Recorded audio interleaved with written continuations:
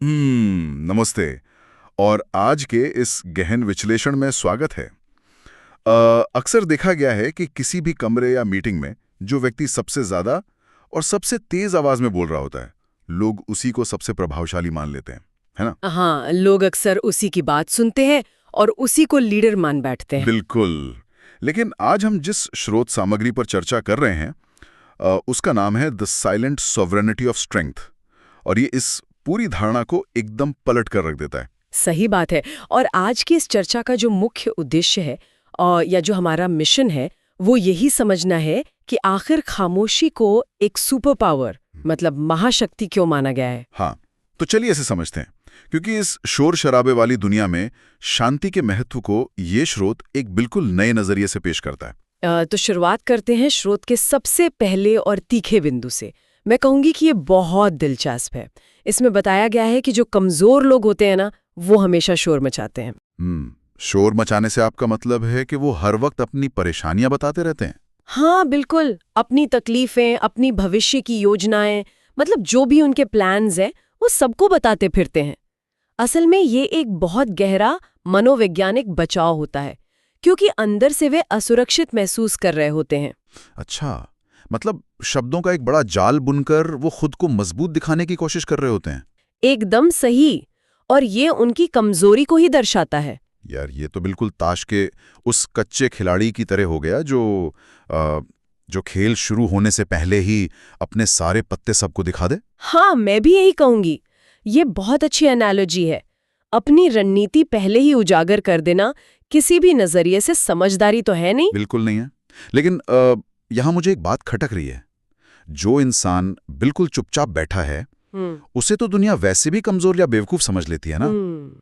यही तो सबसे बड़ी गलतफहमी है। तो फिर स्रोत में वो जो असली शिकारी की खामोशी है, उसे किस तरह दर्शाया गया है? देखिए, स्रोत गहराई में जाते हुए बताता है कि एक असली शिकारी की खामोशी खालीपन नहीं है।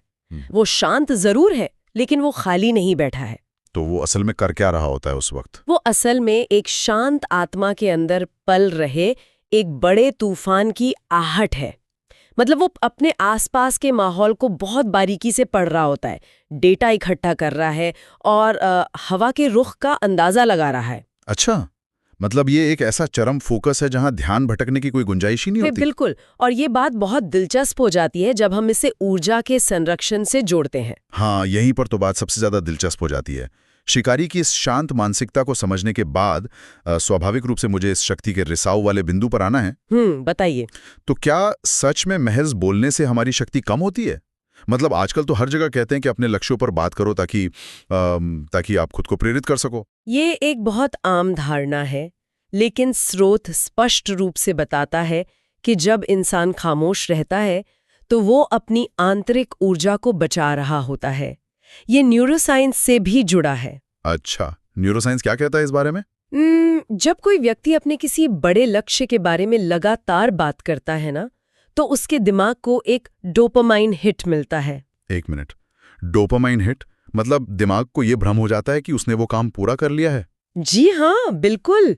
महज उस लक्ष्य के बारे में बात करने से ही उसे वो संतुष्टि मिल जाती है जो असल में काम पूरा होने पर मिलनी चाहिए थी। ओह वाह! इसका मतलब है कि जो अंदरूनी ड्राइव है, जो आग हमें मेहनत करने के लिए धकेलती है, वो काम शुरू होने से पहले ही सिर्फ बातें करने में खर्च हो गई। एकदम सही। और जैसे ही वो व्यर्थ बोलता है, वो अपनी ताकत और शक्ति को लीक कर देता है। यही ऊर्जा का रिसाव है। तो जब इंसान खामोश रहता है तो वो अपनी इस ऊर्जा को बचा रहा होता है। हाँ, वो उस बेचैनी को, उस कच्ची ऊर्जा को सहेज कर रखता है। इसीलिए स्रोत का अंतिम और सबसे प्रभावशाली संदेश है, कम बोलो, ज्यादा बनो। ये नजरिया वाकई बहुत कुछ बदल देता है। इसका सीधा सा निष्कर्ष ये निकलता है कि खामोशी केवल शब्दों की अनुपस्थिति नहीं है। बिल्कुल नहीं है। ये तो ऊर्जा को संचित करने और अपनी शक्ति को केंद्रित करने का एक बेहद रणनीतिक और शक्तिशाली साधन है। और ये हमें सोचने पर मजबूर करता है कि हम अपनी ऊर्जा कहाँ बहा रहे हैं। एकदम। तो आज के इस विश्लेषण को खत्म करते हुए श्रोताओं के सोचने के लिए एक अंतिम और उत्तेजक विचार छोड़ते हैं। जी बिल्कुल। आज के इस आधुनिक युग में जहां हर जगह शोर है और खुद का प्रचार करना या सेल्फ प्रमोशन बहुत ज़रूरी माना जाता है। हर कोई सोशल मीडिया पर बस बोल रहा है। हाँ, तो वहाँ अगर सच में बोलना हमारी ताकत को लीक करता है, तो क्या सच्ची और स्थायी सफलता का रहस्य दुनिया से कट कर एकदम खामोश हो जाने में छिपा है? ये वाकई एक ऐसा सवाल है जिस पर हम सबको गहराई से सोचने की जरूरत है। बिल्कुल।